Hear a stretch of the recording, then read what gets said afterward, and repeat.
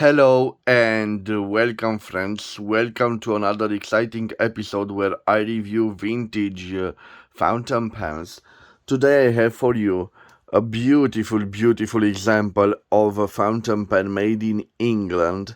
I bought it in this box, but you will see I'm not so sure that this is its original box. Today I will present you the MABIE TODD Blackbird.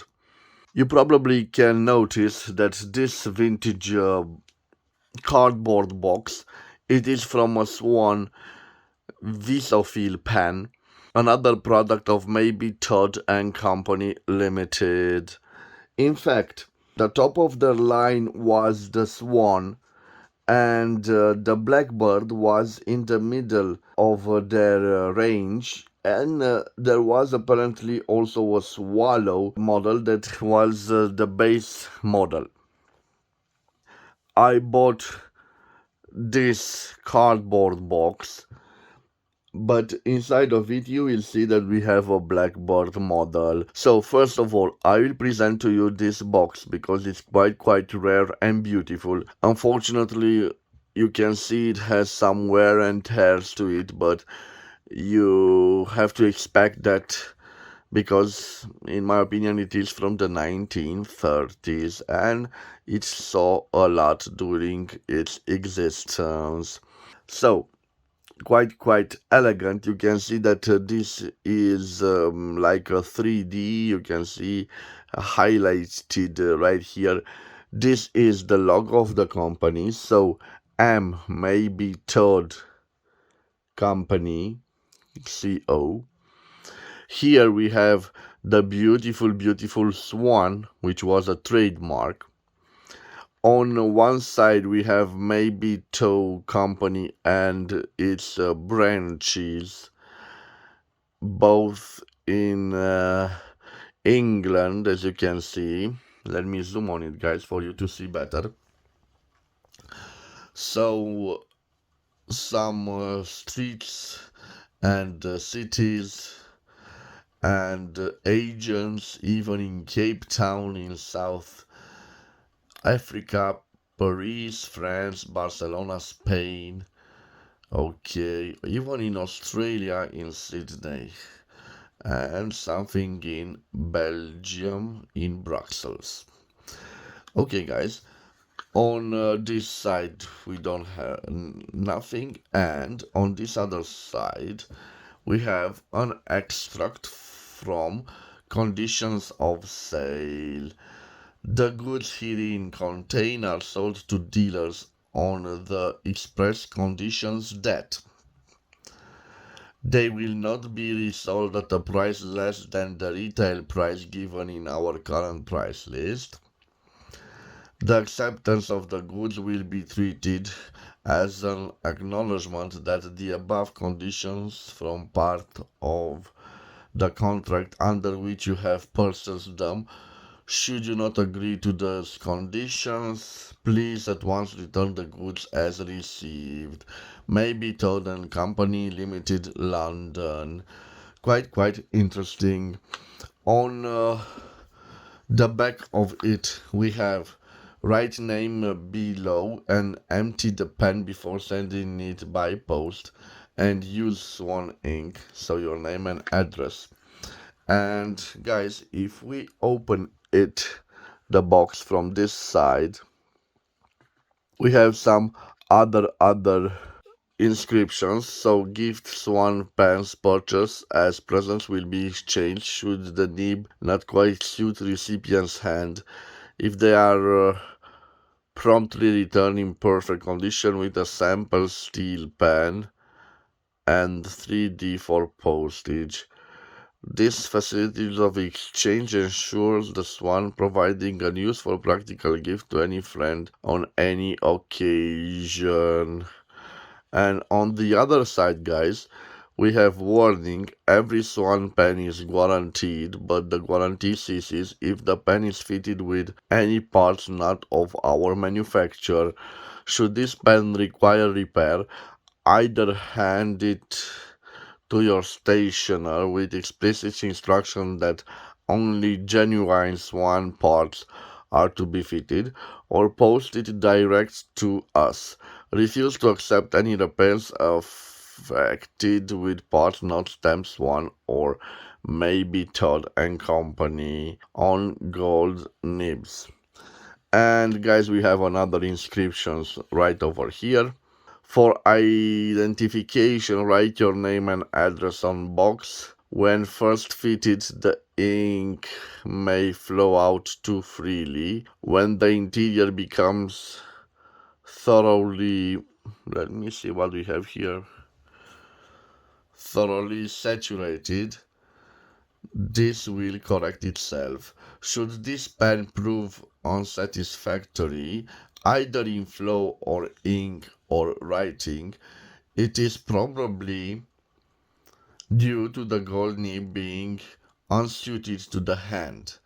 Communicate at once with the makers, stating where and when the pen was purchased, and enclose a sample steel pen and stamps for postage. If any further charge is necessary, a quotation will first be sent. MABIE TODD and Company Limited. So guys, a wonderful, wonderful box. I'm sorry it's in this condition, but I bought it as it is. And guys, this is the pen. So the pen looks like this. It is a wonderful, wonderful pen. Let me tell you about the clues that says to us that this is a Blackbird. Before I get into the details, I must tell you what I paid for this beautiful, beautiful fountain pen. Well, if you watch my channel, it was unboxed approximately 4 months ago, and it was part of a pack of English fountain pens from the 30s and 40s. And I paid back then for the whole lot 125 euros or 145 American dollars. And this pen with this box cost me around 207 lays or 41.76 euros or 48.34 American dollars. So this including the shipment cost to my address. Now let's look at this wonderful, wonderful fountain pen, guys. You can see first we have a lever filler because of this lever on the side. The first clue that we have a Blackbird stands right on the barrel, which is thermically engraved. Blackbird self-filling pen, MABIE TODD and Company Limited, made in England. So guys, we have a product that it was made in England because back then this great big company had also manufacturing facilities in America, in the United States of America. At the end of the barrel we have a little engraving, also thermically engraved, fine, and I believe it refers to the nib. But you will see that this pen has a replacement nib, and we will get to it in a minute. You probably can see that this fountain pen doesn't have that brown patina. In fact, it is quite black. It has a black color, so I suspect, guys, that this isn't hard rubber, but in fact it is celluloid. Maybe I am mistaken, but I don't think so. Based on the beautiful condition.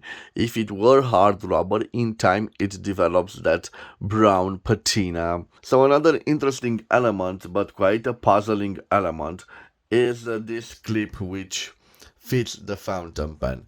And the puzzling thing is that we have engraved on it swan clip made in USA, so not in England. Maybe only the clip was made in USA. We have the beautiful swan here and this type of a clip. In fact, back then there were available two types of clips, and I will leave a picture of that two types of clips available back then.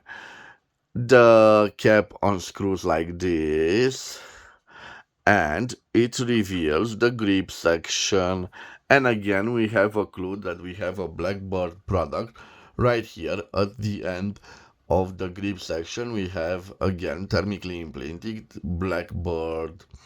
Well, with the nib, it is another story, guys, because I believe that this was a replacement nib. Engraved on it, we have Philips 14 karat Oxford, and it's not visible, but at the base we have made in England. So, what is the story with the Philips nib? Back then, Philips were large stationers in Oriole Street in Oxford. They were the official repairs agents for Swan, but also for the De La Rue pens. In fact, I have here an Onoto De La Rue fountain pen. I hope that we can focus on it. Yes, you can see here De La Rue. Okay, made in England. So this is a Onoto fountain pen fitted. Let me see here with an warranted nib. So guys, I will put back the Onoto right here and returning to the Philips agent of repairs. Back then, they were the main agents for Swan and De La Rue, but they also repaired other manufacturers' fountain pens.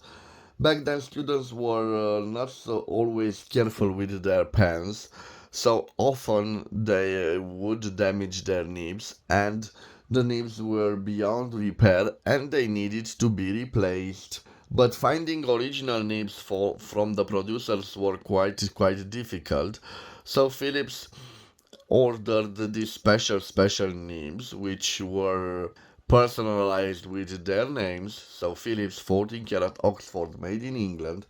They are practically replacement parts, and they were usually, or most of them, they were quite firm on the principle that firm nibs would stand up to the rougher treatment better than other types of nibs. But this isn't a rule.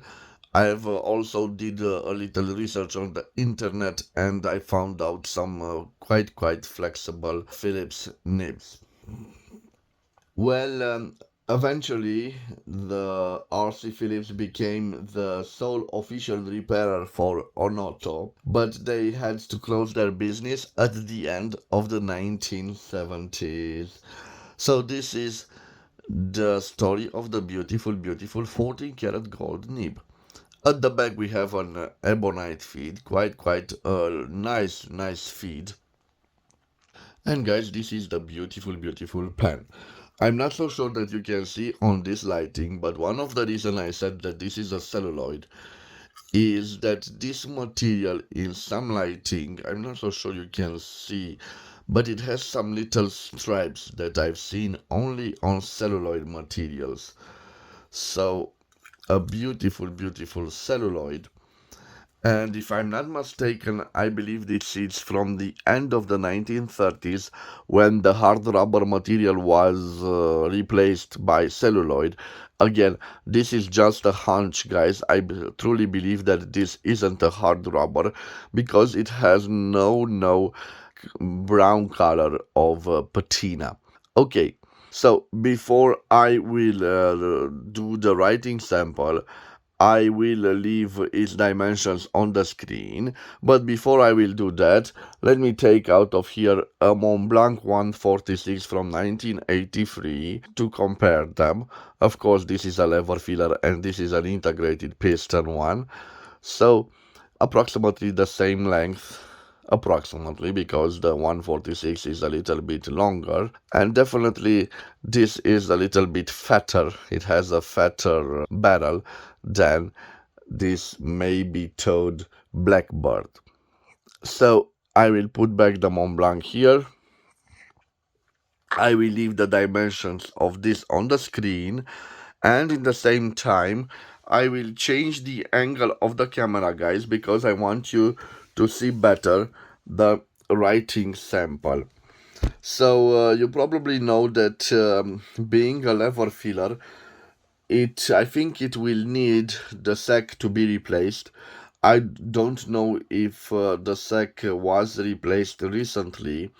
So I will do the writing sample just dipping the pen in ink, and I hope you don't mind, guys. I will certainly try to pull this lever to check if we have some functioning sac inside of it, but my guess is we don't have that sac. Again, I will do my writing sample on this beautiful notepad that was gifted to me by Enya. Thank you, Enya, again. I will put this aside. I will put this Onoto de la Rue fountain pen aside, and we will do the writing sample in a few minutes, guys. So for the writing sample, I have here Royal Blue Mont Blanc ink, and I think I will use it in this case. I will take also a piece of tissue. Okay, now let me open the notepad where we have another writing samples over here, and I will prepare a new page for the new writing sample. So guys, I will open this ink bottle. I promised that I will check if this rod can be taken out, but with my fingernails it's quite difficult. So maybe I have some yes, maybe I will use a little blade just to gently pull it out to see if we can do it. Let me see. I hope I won't scratch. Okay, so you can see that I've managed to take it out. Let me give it a little zoom, guys, for you to see better what I'm trying to do right now. And now I will put my fingernail over here and try to move it, but you can see that I have resistance. So when you have resistance, please don't try to force it, because you will break it.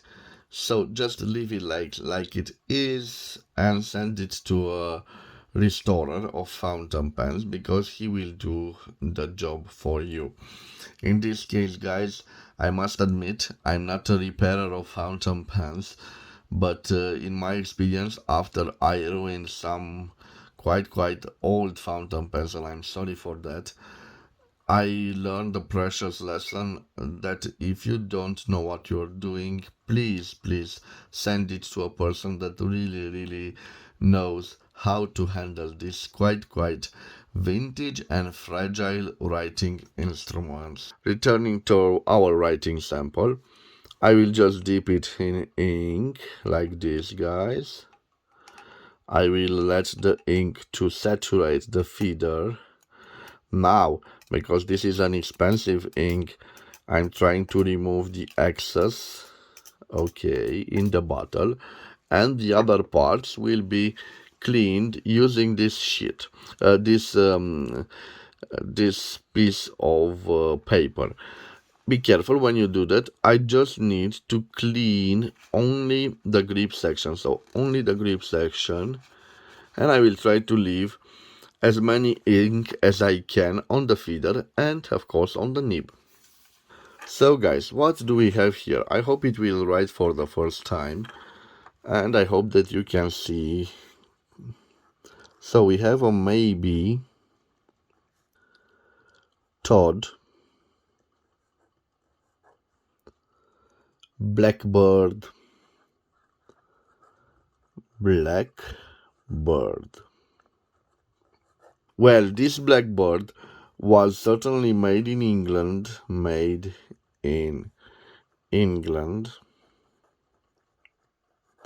I believe in the late 1930s. It is fitted with a 14-karat gold nib, but this is a replacement nib called Phillips Oxford. a Philips Oxford nib. Judging by the way it writes, I think that this is an M for a medium nib, my opinion, medium nib. Guys, it feels quite flexible. It is not a firm nib. It is quite nice. So it has this that little bit of a flex that we can often see on the German nibs from the 1950s. It is there, but it is not annoyingly flexible, if I can say that. And now I want to show that to you, that characteristic of this nib. Let me take OK. So I hope that you can see the little tines. I'm trying to see now if we have some line variation. And definitely we have some little line variation. So maybe you can see this line doesn't compare with the other line. So I definitely like to say that we have a little flex to this nib. So this Philips replacement nib has a little bit of a flex, and I'm sure it should have also a line variation. So here, guys, I don't put pressure on it, and now I'm starting to put pressure. So definitely you can see also a little line variance. Quite a smooth writer. I'm telling you, quite a smooth writer. I'm curious to see how juicy it is, but it appears to be quite a juicy nib. Yes, as you can see. Good for signatures. So okay for signatures. And I'm curious to see if we can reverse write with it. So reverse writing.